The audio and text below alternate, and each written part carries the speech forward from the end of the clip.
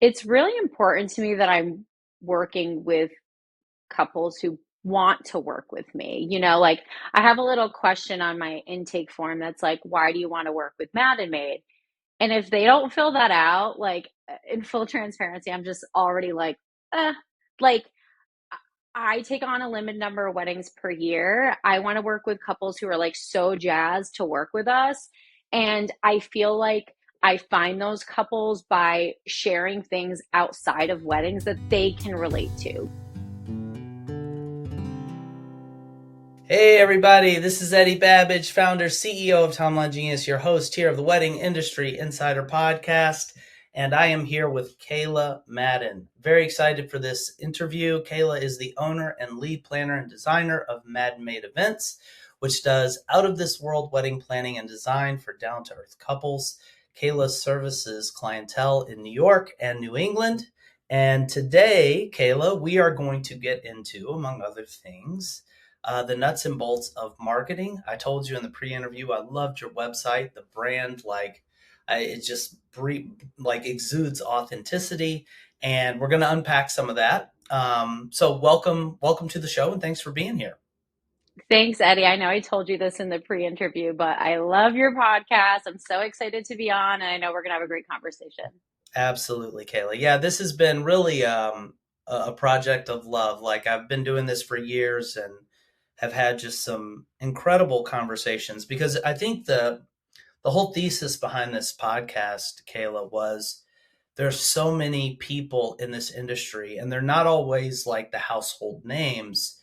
But if you want good, concrete, actionable advice, inspiration, and knowledge that you can take back and apply to your business, there are so many people in this industry that you can learn from. And I know, again, I was excited in our pre-interview. I was like, I'm ready to hit record because, like, I can tell there's some really good information here to unpack in terms of just how you've built your business quickly over the last 5 years, the growth that you've had, the feedback that you're getting.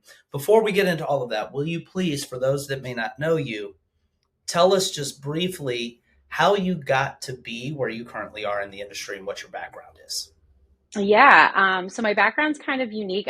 I'm sure, everyone hears all the different backgrounds of people who get into the wedding industry and you know, they're all over the place. So I fall into that boat, but I went to school for fashion merchandising, retail marketing. After school, I became a buyer for a large wholesale company and just was absolutely miserable, hated it. It was so logistics and logical and it was all about numbers and just things that I had zero interest in. So I kind of felt my creativity dwindling down, and I really miss being creative because that's just kind of who I've been my whole life. I had helped my sister plan her wedding, I had helped friends plan weddings. I always had themed parties growing up that I planned and, made all the decor for. So it kind of felt like something I was interested in. I planned my own wedding, which was in 2020, quite the year for, for a wedding. Yeah. And yeah, so I decided to start I hate to call it a side hustle because I didn't do it for the money. I did it as like a passion project because I was just bored out of my mind. And then very quickly, I was like, oh, wow, this is like the first job I've actually felt good at. And that fills my cup. So, I did my buying gig. I went back to school and got my MBA. I also did global brand franchise marketing for a very large global toy brand. And then after doing my business and corporate life for almost 3 years. So I was working a lot of hours. I finally quit my corporate job and became a full time planner and designer.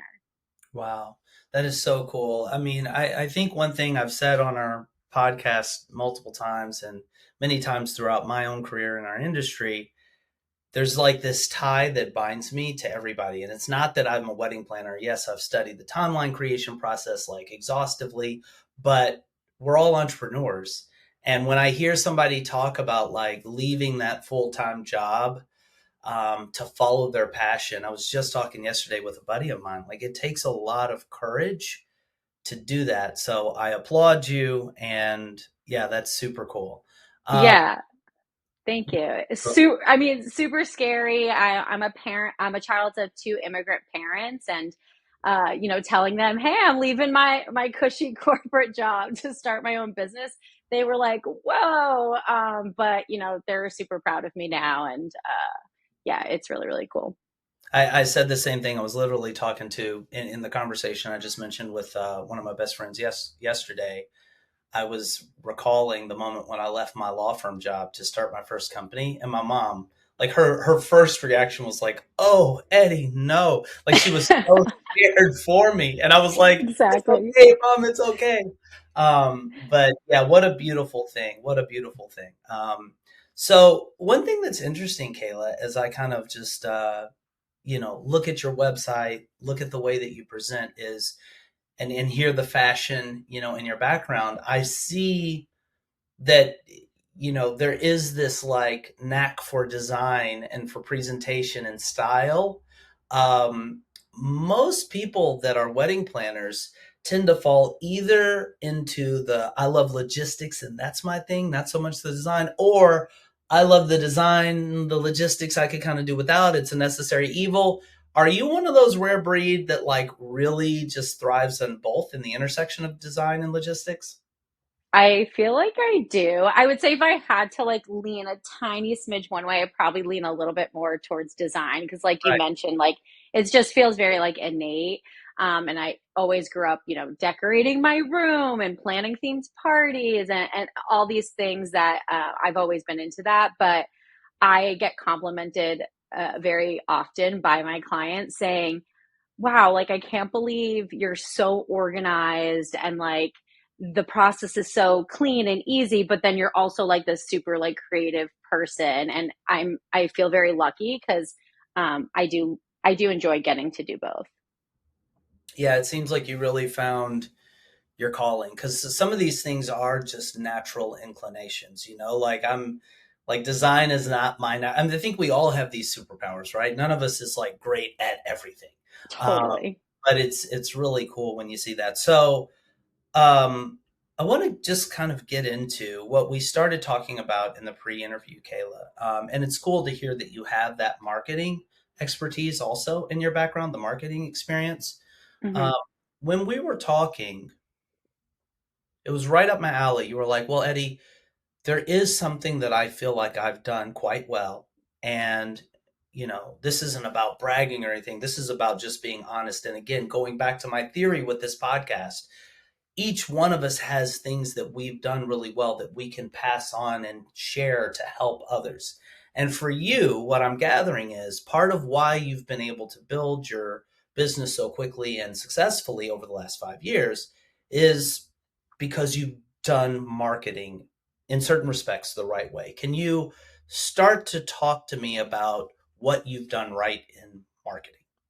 Yeah, I think that there's this sort of preconceived notion that, oh, to get a higher budget or quote unquote luxury clientele, like you need to look a certain way, you need to present yourself a certain way, like you can't like show your personal life. And I think I kind of ignored that messaging because I thought that people wanted to buy from people.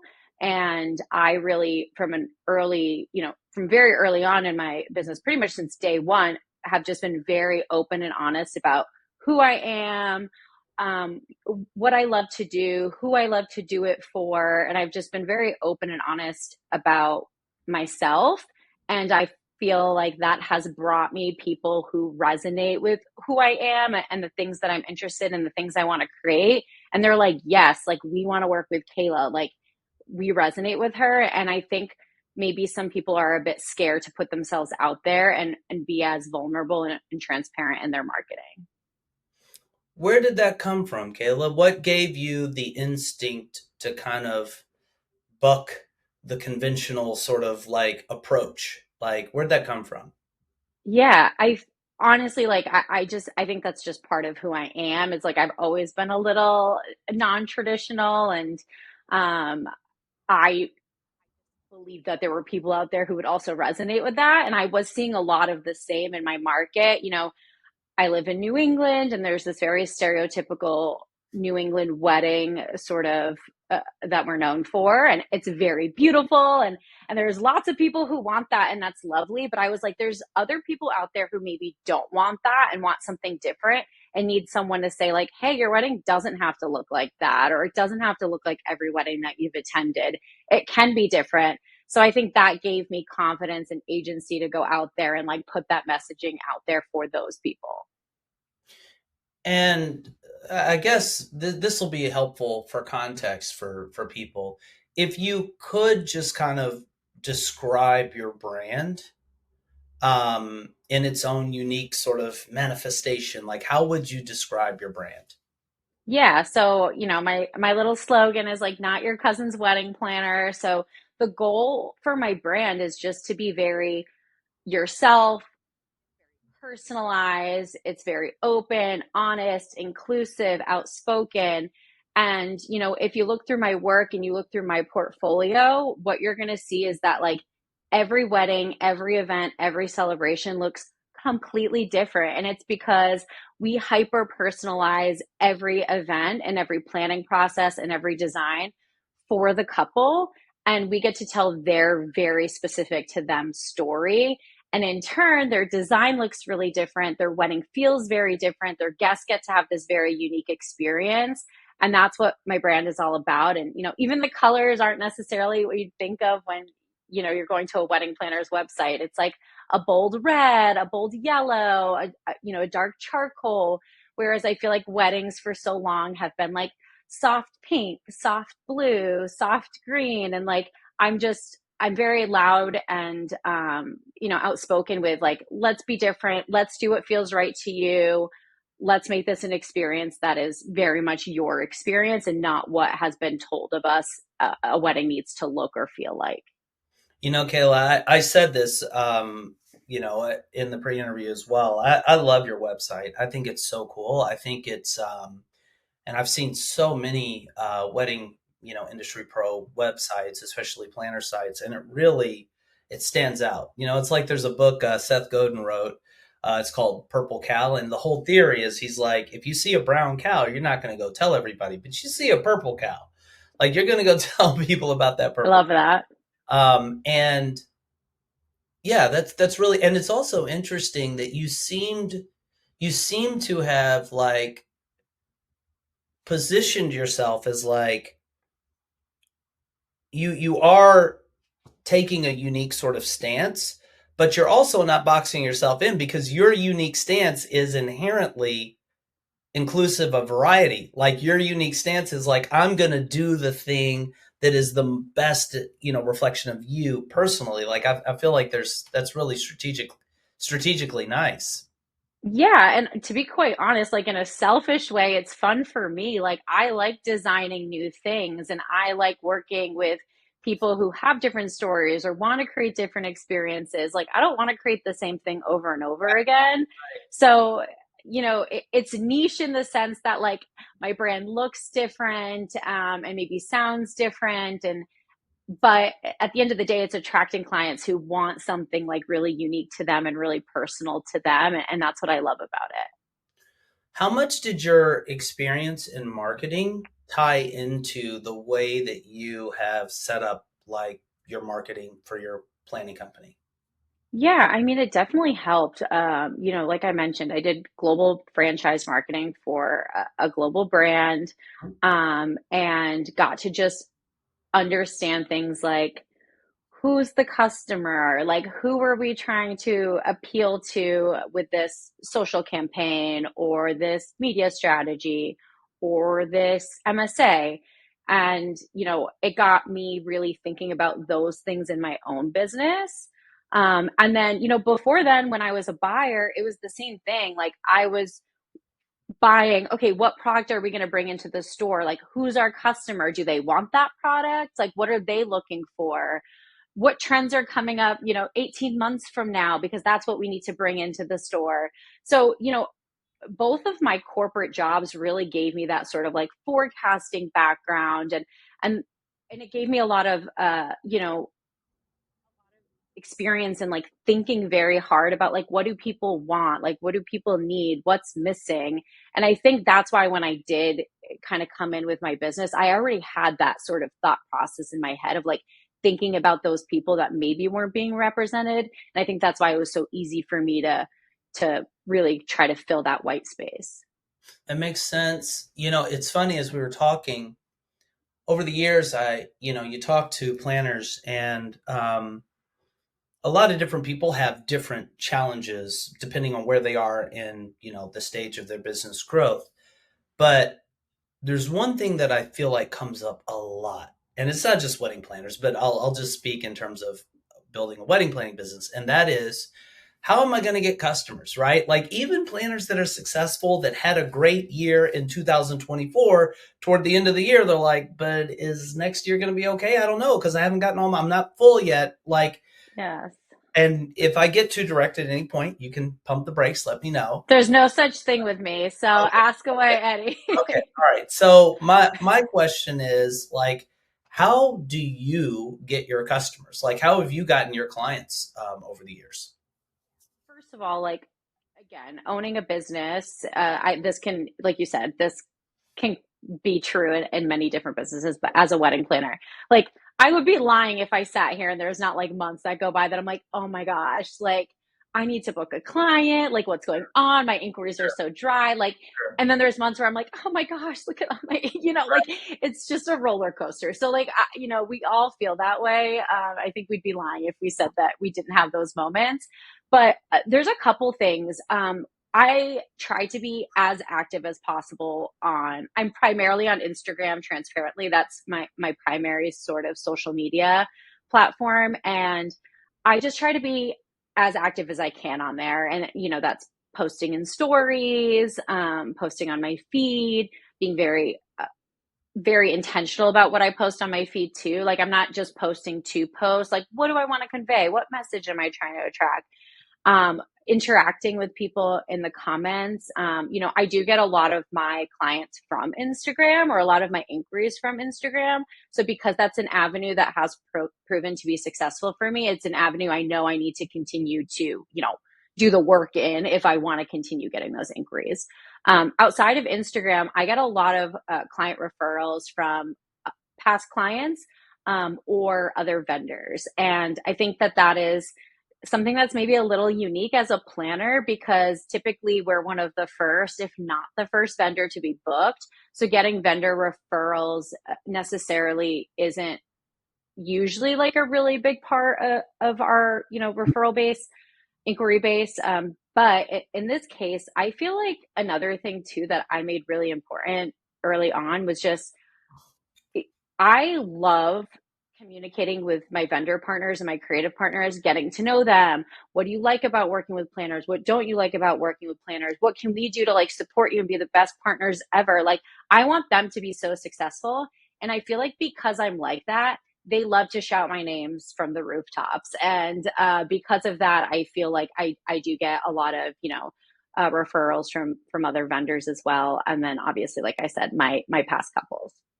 So I love that. And just to drill a little further into each of these channels. So Instagram makes sense, makes all the sense in the world. You've got this great brand that stands out like visually, and IG gives you like a great place to visually appeal to people. What are you doing in your posts? Like, first of all, that just to get maybe too far down in the weeds, but I can't resist.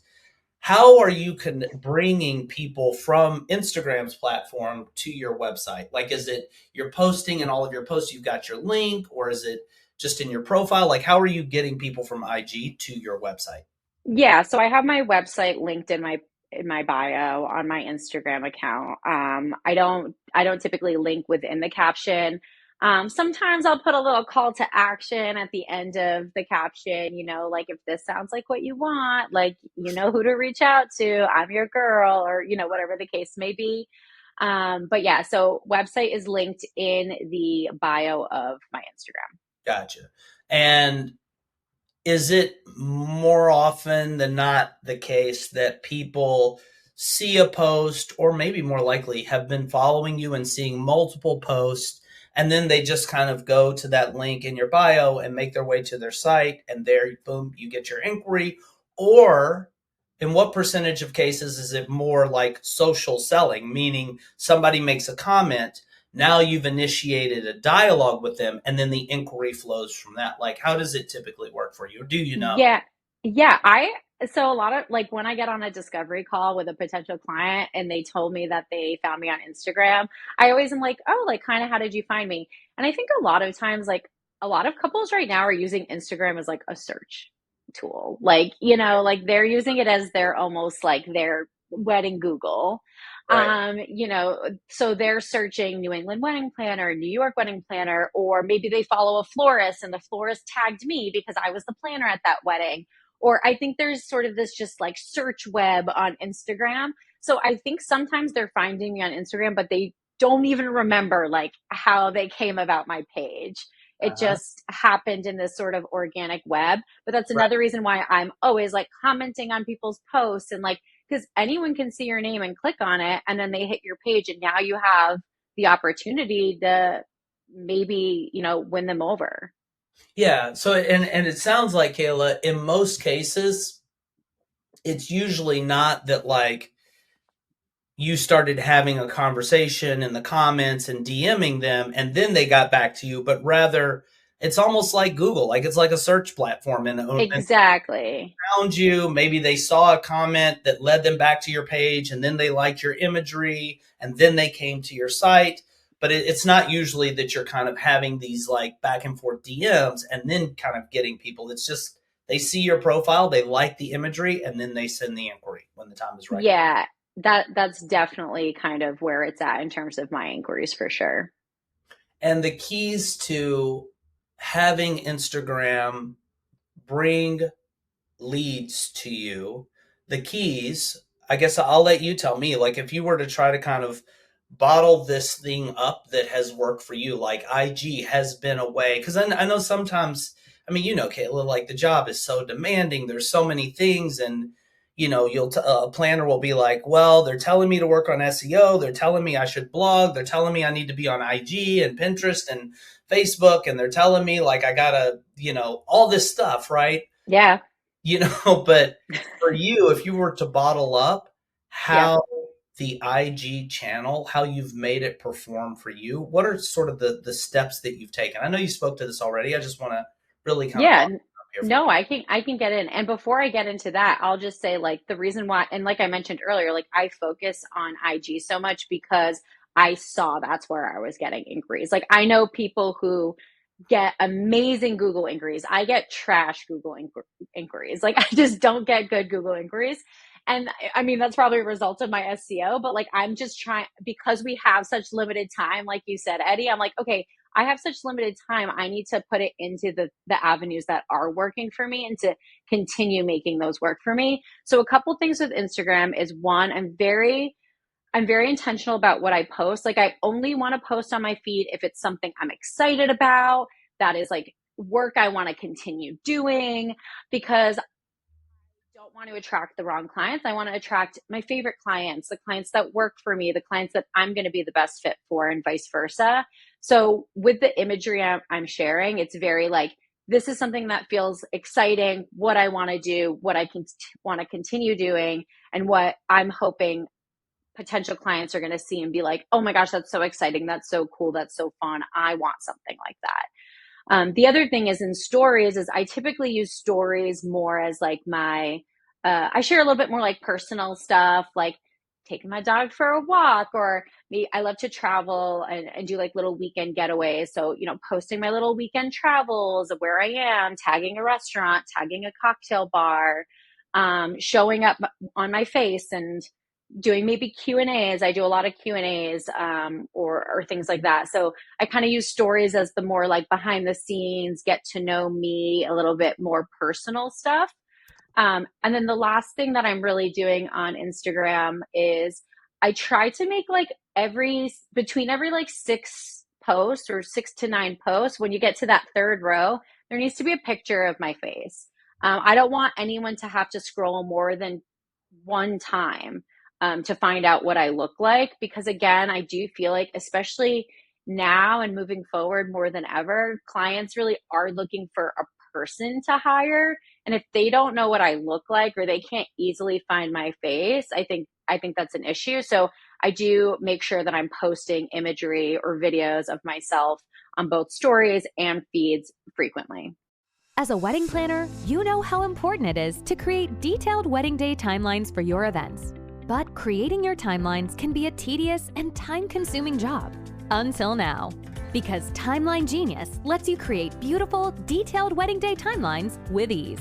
And it keeps everything you need on the wedding day in one central place. Here's how it works. First, Timeline Genius saves all your clients, vendors, and venues in your Rolodex, so you don't lose time looking for their information. And when you're ready to create a new timeline, you simply enter the key information for your wedding. Click a button, and voila! Timeline Genius magically gives you a customized timeline for your event, where all the details are laid out and the times are calculated for you. From there, you can easily edit your timeline by adding or deleting items, inserting images, changing font styles, and customizing everything to your liking. You can also instantly shift the times for as many items as you want. And when it comes to your clients and vendors, Timeline Genius lets you give them the highest level of service. You can send them tailored timelines, showing only the items they're involved in. And you can collaborate by inviting them to a mobile-friendly, web-based version of the timeline. You can even set text message reminders to automatically go out on the wedding day. And once you've completed your perfect timeline, you can download it or email it out as a beautifully styled PDF. And that's Timeline Genius, a smart software that will help take your wedding planning to the next level. Start your free trial today. Kayla, I'm loving this interview. This is awesome. Like, you're a rock star. I had, as a quick side note, as we were talking, following up on my own point in your answer to it, where you said why you focus on IG, there's a book I read called Traction. It's kind of old now, but it really just clearly highlights an important point in business, which is you don't need to try to do all marketing channels at once. Nobody that's listening to us right now is sitting on $100 million ad budget such that they need to have SEO as an optimized channel and social media as an optimized and PR and all of this. Like, the idea, and there's really only, according to this book, you can divide it up. There's like 18 or so different channels, depending on how you want to kind of structure things. You need to find the channel that works for your business and lean in. And I love that you've done that, Kayla. Like, you've got two channels that you name. It doesn't mean that you're not ever getting, correct me if I'm wrong, it doesn't mean that you're never going to get, a Google search based inquiry, but like, you've identified two channels that for you are really productive and you're leaning into those, which allows you to not lose your time investing in channels that are less productive. And I just want to call that out. That's super cool. And I love what you're saying about these three buckets of content that you're putting up on IG. And I can't help but notice that two of the buckets are really just about you. Like, the Yes. first bucket is like, these are the events that I like to do. But these other two buckets, like, you want your image up there and you're giving people a sense for who you are. And I'm calling that out because I feel like it's not as immediately obvious that would be bringing in the sales. Like, yeah, sure, if you're posting images of your events, well, yeah, I want that event. Like, it makes sense logically. Tell me a little bit more about why you're putting such an emphasis on stuff that's like not pitching your services. It's not even pitching the specific events that you do. It's just showing who you are as a person and bringing them into your life. Like, why is that such a critical component of your imagery on Instagram? Yeah, it's really important to me that I'm working with couples who want to work with me. Like, I have a little question on my intake form that's like, why do you want to work with Madden Made? And if they don't fill that out, like, in full transparency, I'm just already like, like, I take on a limited number of weddings per year. I want to work with couples who are like so jazzed to work with us. And I feel like I find those couples by sharing things outside of weddings that they can relate to. Like, oh, Kayla went to this place. I love that place. Or, Maine. I love Maine. So when I share about Maine, like I always have couples who are like, we also love Maine. Or, I'm sharing about the cocktails I like to drink, or a restaurant I like to go to, or I just checked out this cool hotel. And it's like, those are real things that my couples enjoy outside of wedding planning, right? So sharing those things gives them an avenue to relate with me outside of their wedding. And that's why I get to create these really special, meaningful relationships with my couples. And that's why it's so important to me that I continue to share those things, because otherwise I'm just a wedding planner, a designer, and I don't want to be that. Kayla, I feel like there's like some light bulb that's going off. I mean, we've all heard this 1,000 times. Like, you're an individual, put yourself out there, be authentic. Yes. People are going to buy from people. But I feel like I'm seeing with like slightly new color and clarity why this makes sense, because they're getting to know you, right? Like, of course, they're more likely to hire you and you're less of a just generic commodity if they've connected with something. Like, I'm a big electronic music fan, right? Like, if somebody's like a techno fan as well, I'm now taken out of the Yes. bucket, just the masses. Like, we're vibing, like we both are into Yes. meditation, right? Like, so at that point, it's almost like a weaker form of why I would be way more likely to hire you if we were already friends. Like, if we were already friends and I needed to hire a wedding planner, clearly, like, there's Kayla and every other wedding planner that I don't know. Well, the minute people start connecting with you on a genuine level, now you've got that no like trust factor. Like, correct me if any of this isn't. No, that's totally it. And I feel like I get a lot of warm leads because of that. Like I get people who are already interested in working with me. They're not just like scoping me out for pricing. Like they're already kind of feeling like, ooh, I want to work with Kayla. And, there are so many amazing wedding planners and designers in my market. Like, and I'm friends with many of them. Like, there's so many they can choose from. So, like, if I don't put myself out there and they aren't interested in working with me specifically, like, what, like, there's got to be a differentiator. And I think that people's personalities can be that differentiator. And I just think sometimes maybe people are a little scared to do that. Well, and you know what's deceptive, Caleb? And this is where my mind goes, because I think maybe a marketing guru would tell me I'm wrong about this, but I feel like this is a uniquely powerful strategy for wedding planners in comparison, say, to for me, because I'm like, I kind of want almost all the wedding planners in the world to use Timeline Genius, and I don't want it to just, we do have a brand, like there is an ethos, there very much is like a soul, Yeah. a spirit of like Timeline Genius and what we want to put out into the world. That said, if you're a wedding planner, you don't need thousands of customers, right? Like, you can afford to just put that beacon out there for like, this is who I am, this is who I'm for. And, I mean, I don't know many planners that are doing more than 100 events a year. Like, most are doing significantly fewer than that.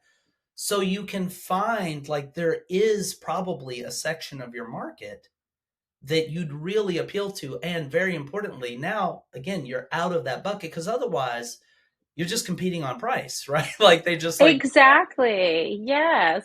like, Exactly. That's exactly it, Eddie. yeah. And I feel like you're right, Kayla. Like, if people are just kind of leaning into the more like homogenized, kind of bland, I'm good at details and let's make your big day special. Like, that's just kind of I see that on all the sites, and now you're not jumping out with that personal connection.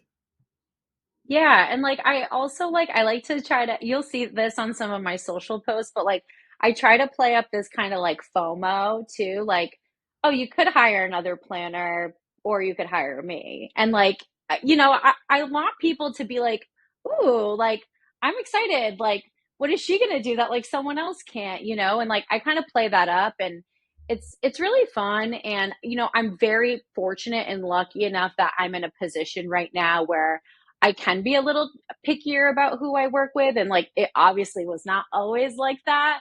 But I do feel like from an I feel like from early on in my business, I still was attracting like clients who really resonate with me and vice versa. And I think it's because I've just always kind of gone in with this mentality. I love it. I may circle back more to the IG thing because I think it's such an important channel for most people in this profession. I love that you just kind of shared your playbook for how you're making it work for you. You also mentioned that some of your business comes from vendor referrals. Not by name, but which types of vendors are the ones typically sending you business? I would say it's primarily photographers because I feel like photographers up there in the list of like the early vendor to book. Right. And I've built a lot of really, really great relationships with photographers, and they really like working with me. And I think it's very easy for them to put my name out there. I'd say that's probably a little unique to me, maybe. I know a lot of planners get like venue referrals. I don't work at a lot of the same venues over and over again. Again, because of what we talked about a little earlier, Eddie, where it's like, Right. I like to do different things. I want to be in different areas. I want to really work with the couple and be hyper specific to them. So, not as much venues, but I would say like photographers. And then, like I mentioned earlier, too, caterers also is another big one. I'd say photography and catering. Okay. And then, like I mentioned earlier, it's kind of that thing where it's like vendors are sharing things from weddings we've done together, and that also, like, if someone's following a photographer, even if they haven't booked them, but the photographer's posting imagery from my wedding, it might send them to my page. Send them back to your IG page or send them to the website IG page, right? IG page, and then yeah, and then eventually my website. There's real synergy here between vendor referrals and Instagram. It's not just the vendors telling them, "Hey, here's Kayla's number, like give her a call." Like it's more like they are just promoting, and it also makes sense. Photographers, obviously, like they're sharing imagery, Content, yeah. content, and it comes back to you. Um, what did this just kind of naturally emerge for you, like that you're getting these referrals because you're doing good work and good work kind of sells itself, or was this something that you more intentionally kind of cultivated as a channel for getting clients?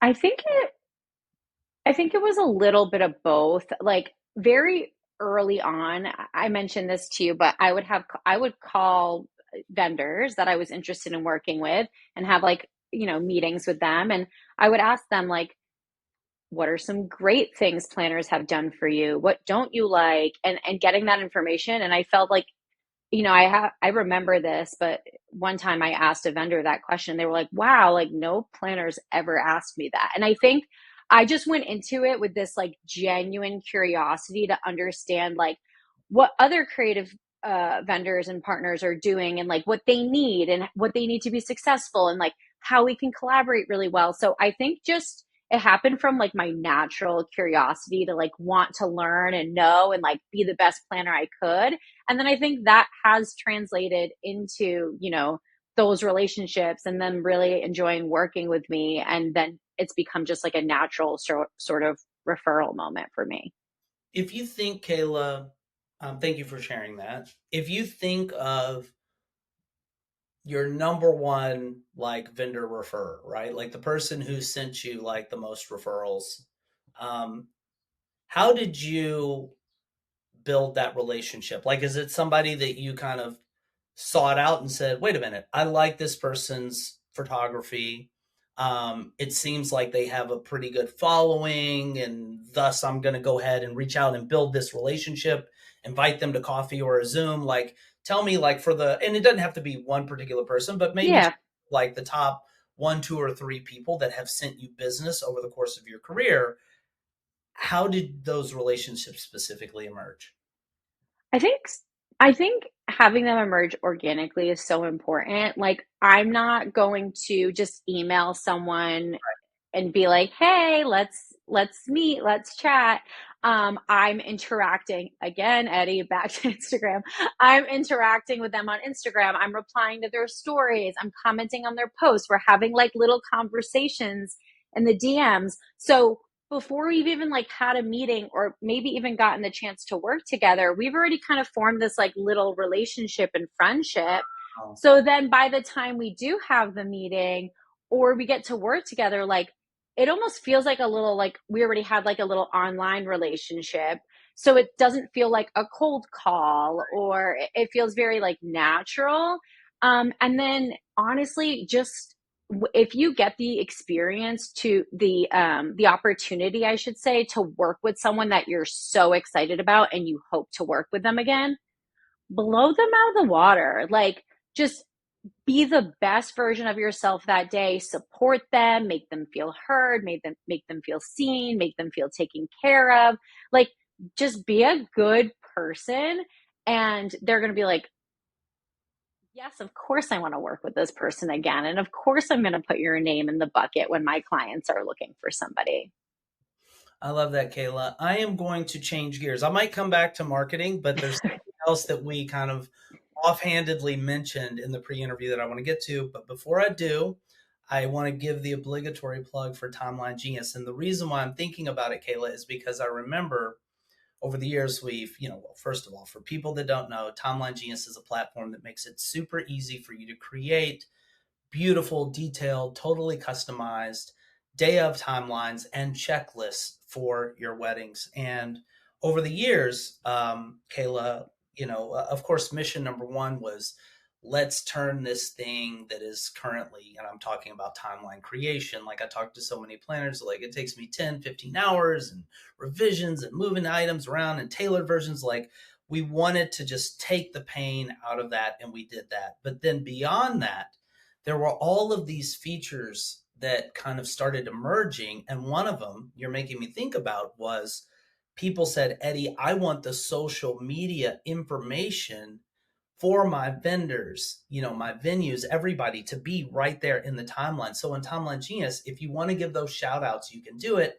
And people even said, I want to be able to download the Instagram or social media information for everybody. And I don't want to have to go looking through my records. So for any event, we have a download option where you can download the timeline, of course, but you can also download the contacts and say, okay, I'm going to submit this event for publication at a blog and they want all the contacts. Zip, 2 seconds later, all the contact info is there and out the door.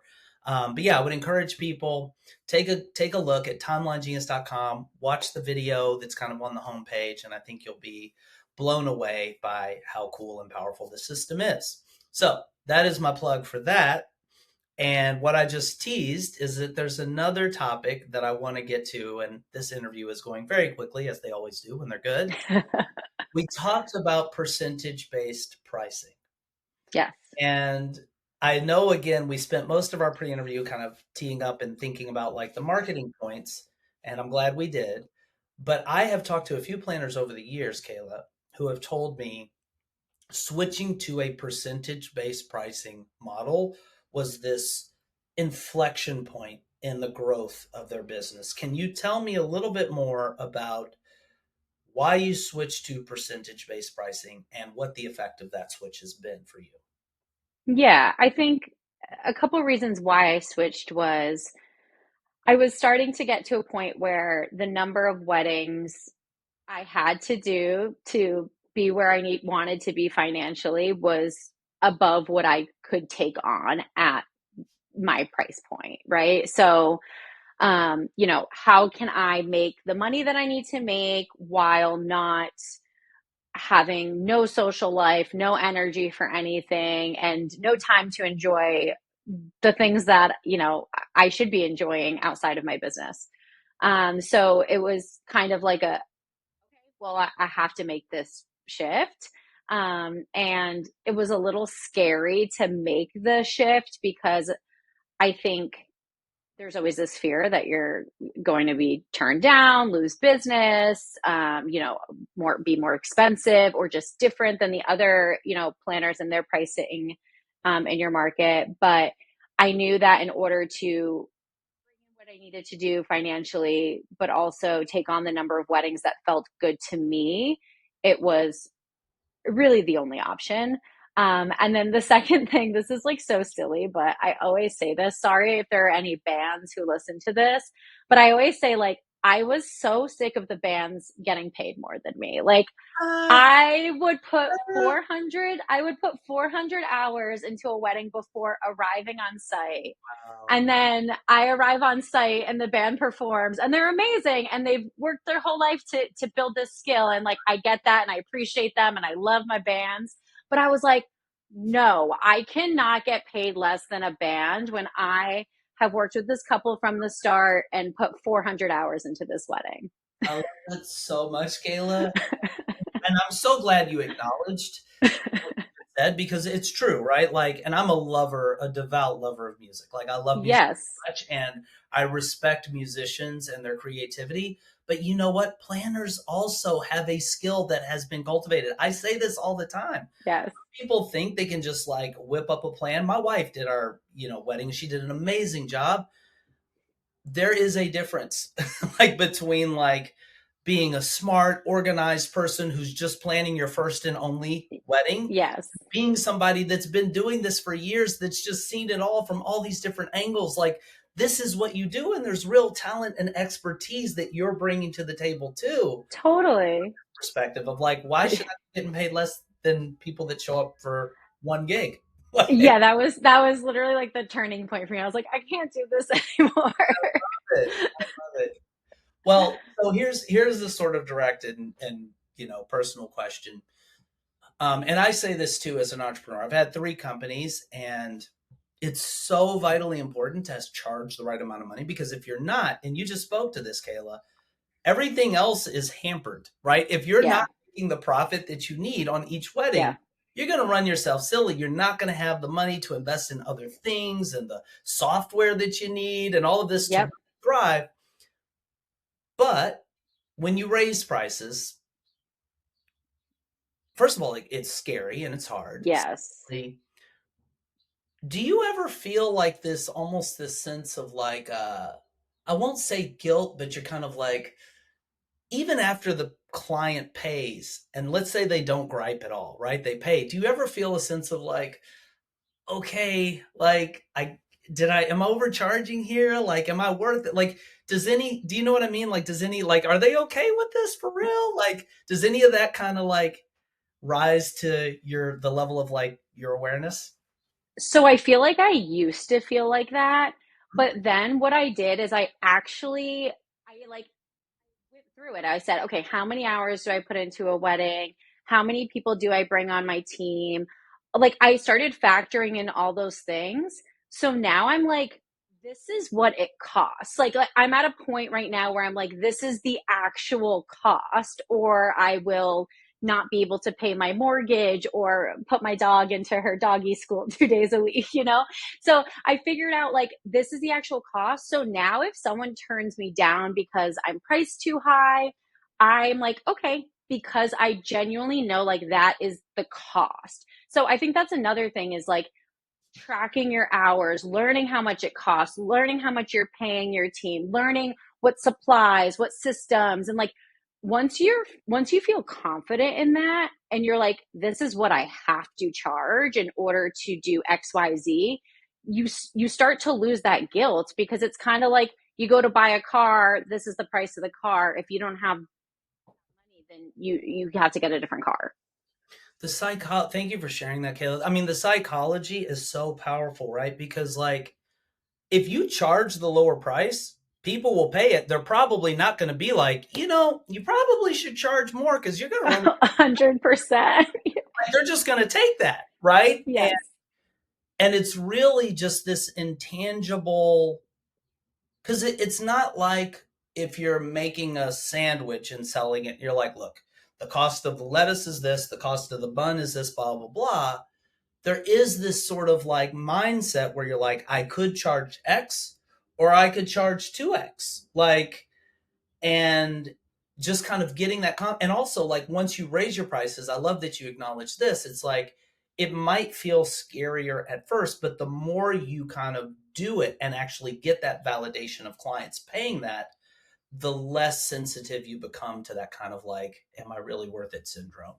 Yeah, and the experience is different. Now we're doing multi-day events. I have to bring on a bigger team. I need more staffing. So it's like the price and the experience they're getting is both going up. It's not like I'm still, they're not getting a, a $50 experience for $5,000. They're getting the experience that matches the level of what they need for their level of event.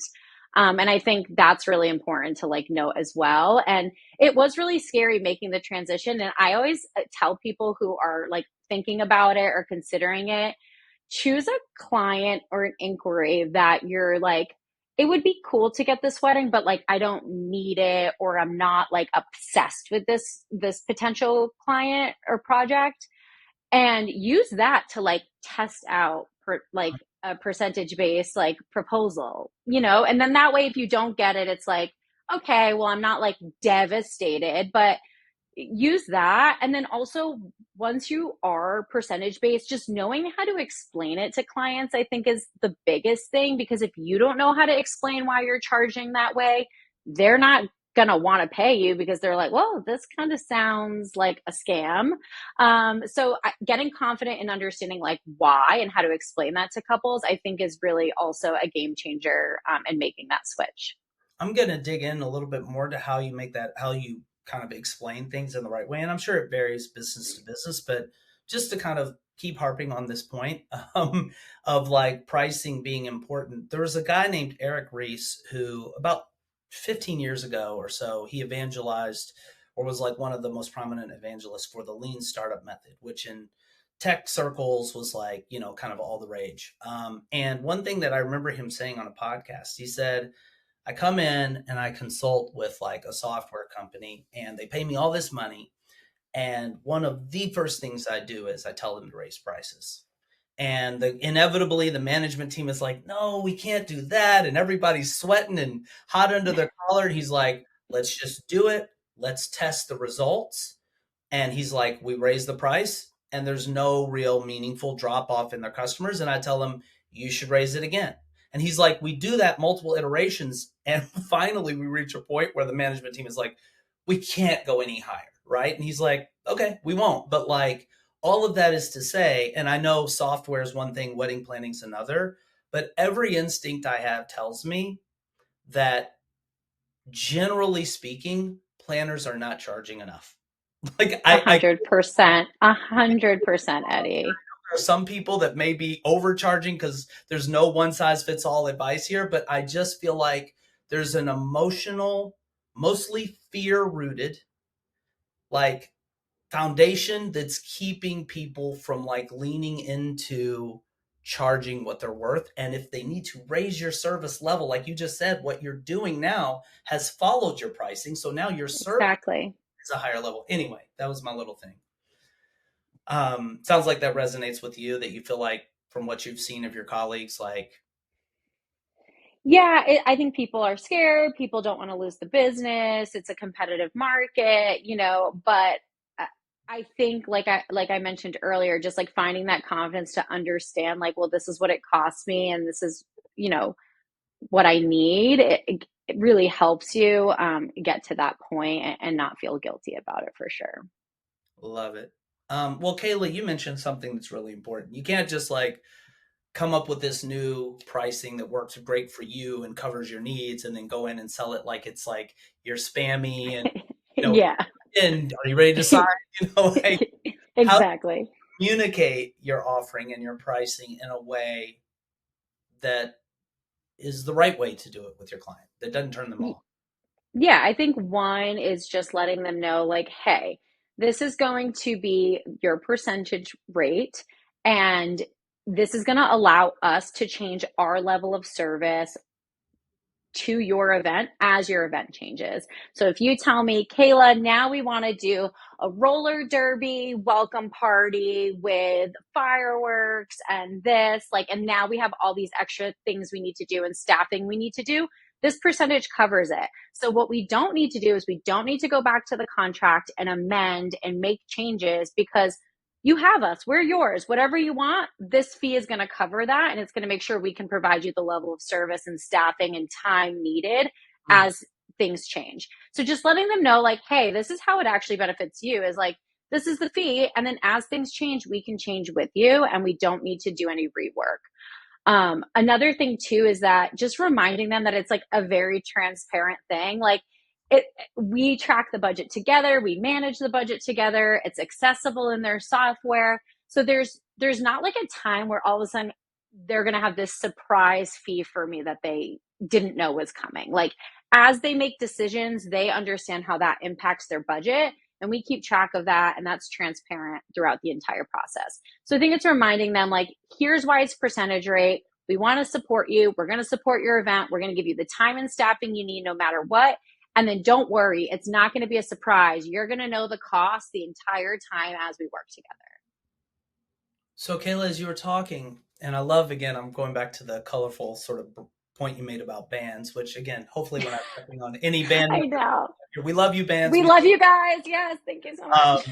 But there's almost this way, Kayla, in which I feel like other vendors benefit in terms of their pricing from feeling more in the client's mind. They feel more like doctor, lawyer, like you have to go to med school. Like there's a real hard skill set here. If you're going to be a DJ up there mixing music, I can't get behind a turntable and beat match and all that stuff. I can't.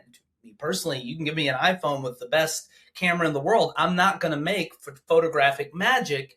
And they tend to think, I think very wrongly so, well, anybody can just go plan. Like, honestly, if I had more time, I could plan this wedding.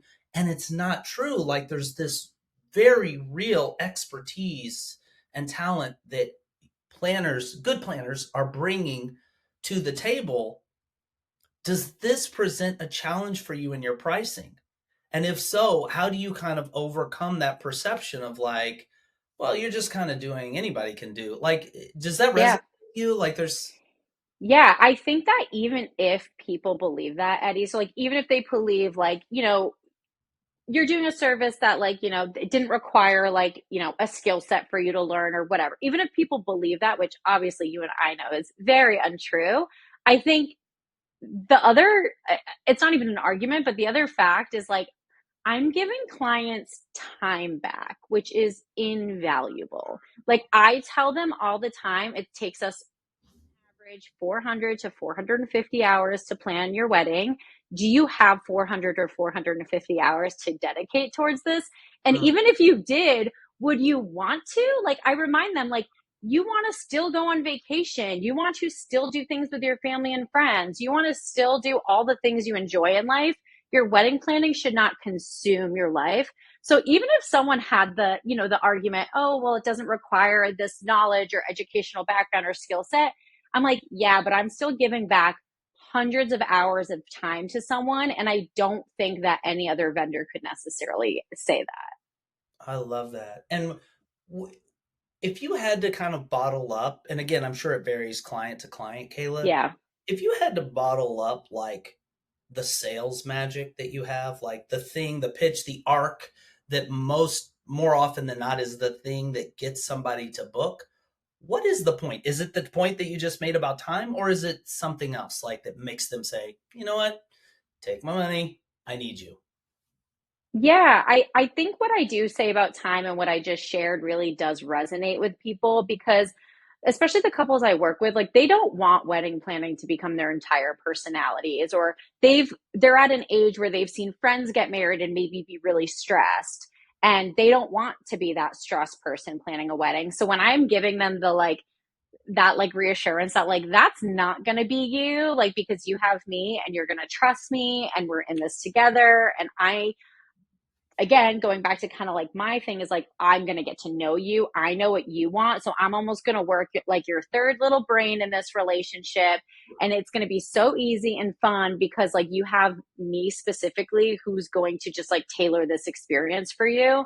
And I think that really, really helps them kind of get on board and get excited regardless of the cost. And Eddie, like, I don't like, this is probably a bad sales tactic. I probably shouldn't do this, but like almost always at the end of the call, I'm like, I hope you're meeting other planners because it's a major decision and it should feel like a good fit both ways. You should be excited. I should be excited because otherwise it's not going to be a good experience for anyone. And I always say this is a huge decision. If you get off this call and you're not like feeling confident, feeling excited, and feeling like you trust me, I'm probably not the right planner for you. I love that, Kayla. I could talk to you all day. We'll probably have to get you back on the podcast. But alas, time is running out here. And I do have one last question that I ask of everybody, Kayla. You probably know because you've listened to our podcast. I sure do. I was like, Eddie's going to ask it to me. What am I going to say? Yeah. So the question for those who may be new to the podcast in this episode is, if you could give one piece of advice, Kayla, and I know we've covered a lot of advice, but based on everything you've learned personally and professionally that would help them move as quickly and effectively as they can toward their professional dreams, especially for our wedding planners out there, what would your one piece of advice be? Yeah, it's really, and I mean, this has been kind of a theme throughout the interview, but really just staying true to yourself and not focusing on what other people are doing. I think it's very easy to make decisions based off what you see other people doing, whether that's decisions on trends or how you build your team or how you market yourself. You know, you see other things happening and you sometimes you might lose sight and you start going in a direction because you've seen that other people doing that and think that's what you need to do. But I think as soon as you really focus on staying true to yourself, asking yourself, is this the right decision for me, the type of business I want, the brand I want to create, and just really honoring that, I think you're going to see success quicker. I think you're going to be happier. And I think it really just is the thing that helped me the most along the way. And I would love to see people kind of celebrate that and honor themselves a bit more because I think that's the best thing you can do. I love it. What a great place to leave it. Kayla, if people want to reach out to you, what is the best way Yes. for them to connect?